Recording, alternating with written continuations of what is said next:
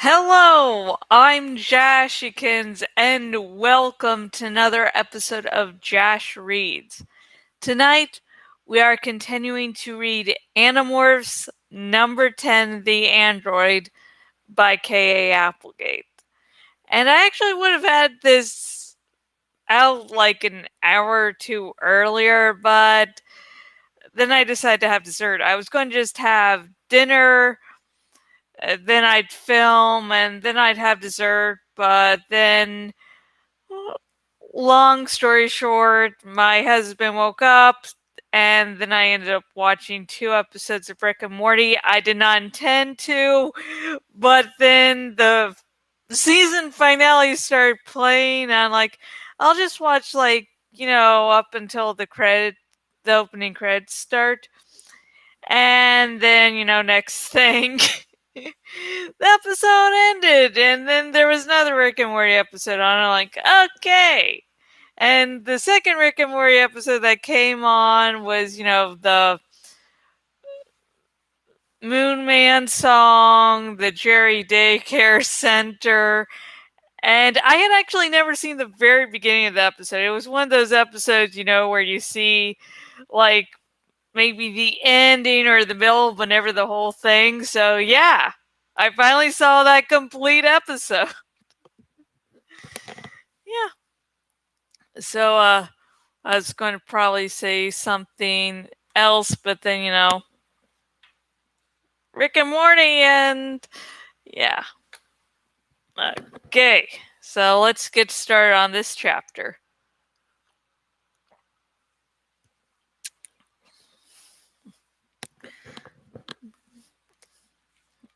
Okay.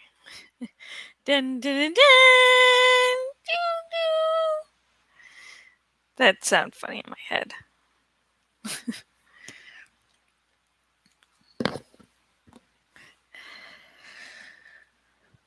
The lake is in the mountains. It's a long way from where any of us live. And if we'd had to walk, it would have taken several days. Fortunately, we didn't have to walk. We have our own little airline. TWA. Travel with Animorphs. It was a beautiful day. Just a few puffy clouds and a blue sky, bright sun, a canopy of trees spread out beneath us as we flew toward the mountains. With my osprey wings spread wide and the sun toasting the ground so it sent up elevators of warm air, it was as perfect as life can get. If you overlook the fact that we were heading toward utter, unspeakable grossness and certain destruction. Time to split up, Tobias said. The lake is just over that next ridge. We had not been flying close together because that would have looked massively suspicious. 2 ospreys, a harrier, a bald eagle, a peregrine, and a red-tailed hawk all flying together? Not in the natural world. But we were all within a mile of each other and all heading in the same direction. Tobias went into a lazy upward spiral, hanging back. Rachel and Cassie split off too. The Yerks would have heavy security around the meeting of the sharing. The Yerks know all about morphine. They would be on alert. Axe and a harrier morph, Jake and his peregrine falcon morph, and I flew on toward the lake, though still far apart. You know, one of your kind tried to kill me the other day, I said to Jake. Tobias told me, Jake said. Gotta watch out. Falcons rule. Yeah, well, I noticed he didn't try it a second time. Don't diss falcons, Jake said. One-on-one in a fair fight, an osprey would kick your butt. As if, Jake sneered. Excuse me? Axe interrupted. Is there some special meaning to this conversation that I don't understand? Yeah, I said. The meaning is that Jake and I are scared, so we're babbling in a desperate effort not to think about it. I am frightened too. I don't really like morphing tiny animals. I keep thinking about all the rest of my mass. Your what? I asked, not really caring.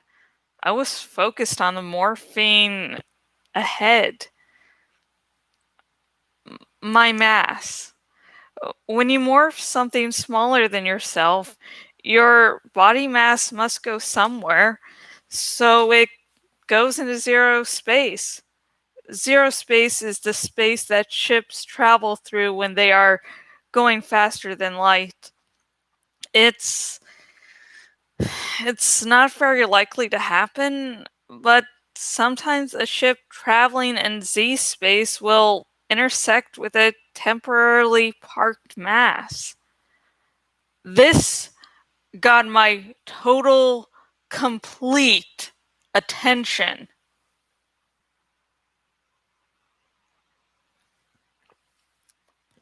Wait a minute. Are you telling me that when we get small, all the leftover stuff, all the extra flesh and guts and bones go bulging into zero space like some big balloon of human tissue? Of course. Where did you think all the mass went? I shuddered. I really didn't think about it. Jake was no more thrilled than I was. So, right now there's a big bag of Jake floating in zero space, and it's possible some spaceship will zoom along and hit it and splatter it all over? No, no, of course not, Hex said. I breathed a huge sigh of relief. Too soon, it turned out. Of course, no ship would actually hit a floating mass, Axe said, talking to us like we were nitwits. The ship's sealing systems would disintegrate the mass. That's what troubles me about doing small morphs. It very seldom happens. The odds are millions to one, but it could happen. Jake and I thought about this for a while. About a spaceship disintegrating some big wad of our mass. It was not a pretty picture.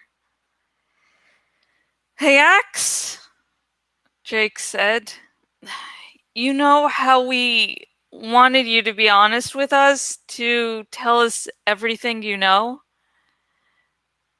Yes, Prince Jake? Small change.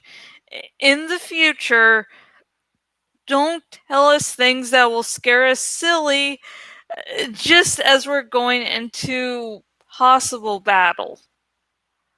A big wad of Marco in zero space, I muttered, like hanging your butt out of a car window, waiting for a truck to come along and sideswipe it off. Just at that moment, I topped the crest of the ridge. Tall pines nearly scraped my belly, and there, Spread out before me, sparkling in the sun, was a large lake nestled between the surrounding hills and mountains. Okay, boys, Jake said. This is where I peel off. Just one final word. I know spiders eat bugs, so do not, I repeat, do not eat any flies. I'll have enough to worry about in Flying Morph. Remind me again, I said. Why are we doing this instead of staying home and sleeping in late? We're saving the world, Jake said. Oh yeah, great. My mass is hanging out in zeros. Sorry, I was doing so good and I mess up there, so I'm going to start to remind me again so I keep the natural flow of things. Okay. Remind me again, I said. Why are we doing this instead of staying home and sleeping in late? We're saving the world, Jake said. Oh yeah, great. My mass is hanging out in the zero space highway and I'm about to become Spider-Man. I knew there had to be a pretty good reason. And that's it. That is the chapter. Yay!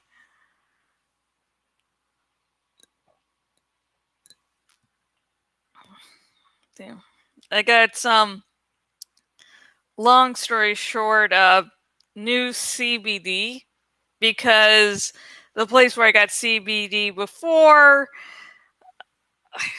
another long story short, isn't able to sell it anymore, but Rev Resner was able to, find somewhere else, but it's a lesser dosage than the old one, and it's clear, and I put some in the water a little earlier, and there's still like the odd shapes of the CBD still there. It's usually I just take CBD at night to help me go to sleep, but I've been very stressed lately, so I've been taking a small dosage like at night, like dinner time.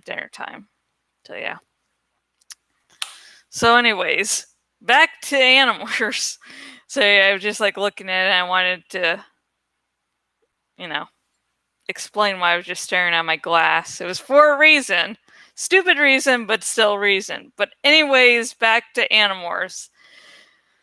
So, for better and worse, we finally know what happens to, the Animorphs and, anyone else who morphs like an insect. The, the mass, hangs out in zero space, and yeah, that's a pretty pleasant imagery by Axis. Like, it really freaks me out when I morph something small, and Mark was at first like, okay, sure. And then X goes, hey, I'm scared because I'm just imagining a space traveling through zero space, which is where the extra mass is, and disintegrating it. And Marco's like,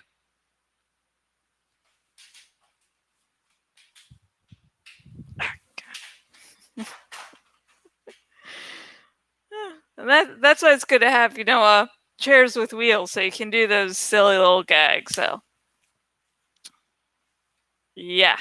So, I loved Marco's reaction, and then Jake's like, Axe, you're sort of being too honest at the moment. Just hold back on your honesty during certain parts so, we can not become too distracted while we fight to keep the world safe. Yeah.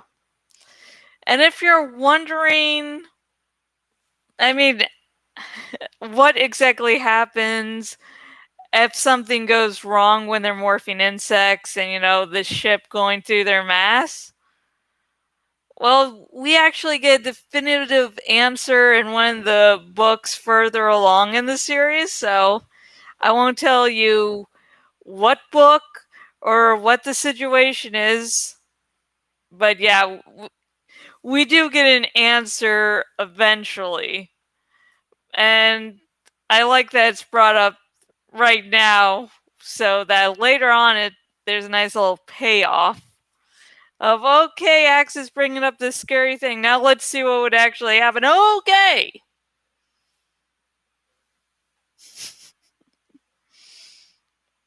God.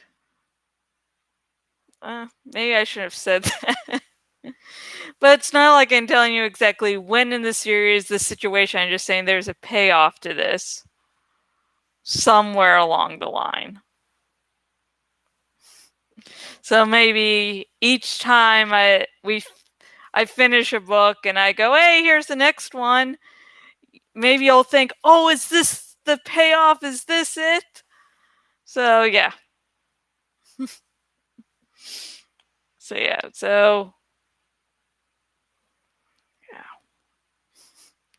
So here's a question for this video.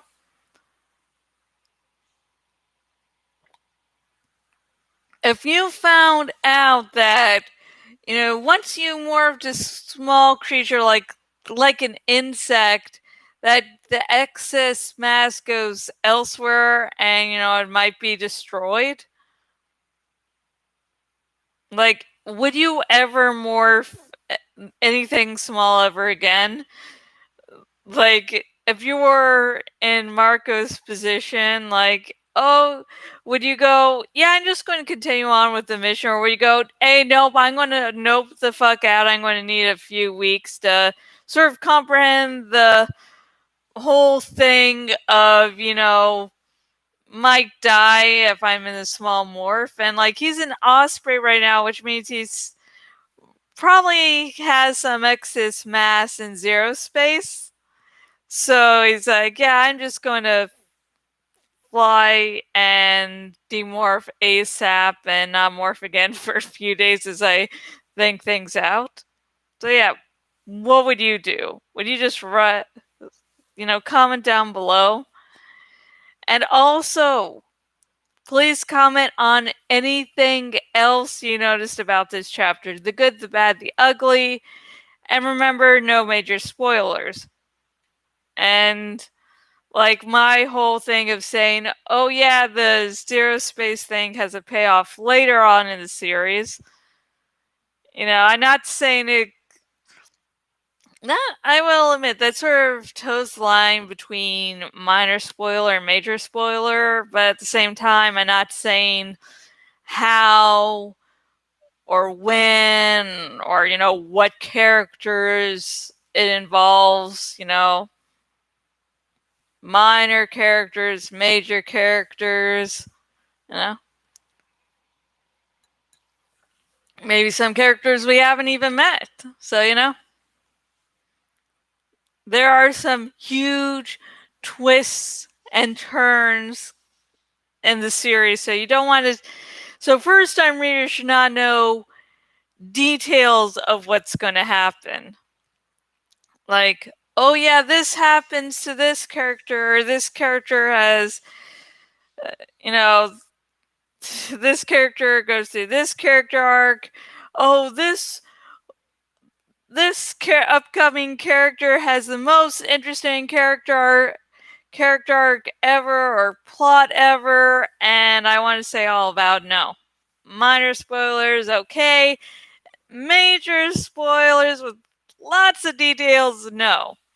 I'm hoping that, people getting through the series the first time. Oh, hang on. Let me pretend those last few seconds didn't happen. I'm hoping that people discover the series through these videos. So, don't want to do all the major spoiler stuff like the ending of one of the books. which is not popular in the fandom, but I just love because, well, you'll see when we get there. See? I'm saying, yeah, something, like this ending, but I'm not saying why. Or why does the fandom hate it? You'll have to find out. I will most likely mention that when I get to the book, so don't worry. Now I am just babbling along, so I'm going to wrap this up. If you like this video, please like this. And if you know, are now wondering about, the excess mass floating in zero space, also give this a thumbs up. If you haven't already given it a thumbs up for, already liking this video. Also, subscribe to this YouTube channel because I will be reading the entire Animorphs series, so you don't want to miss a thing. And I hope you are all staying safe and, not going out unless you need to. And if you're an essential worker, I really wish I could do more than saying thank you, but that's the position I am in currently, so thank you. And I'm sorry for babbling so long. And if you have reached the end of this video, because I have really been babbling today tonight, so bye.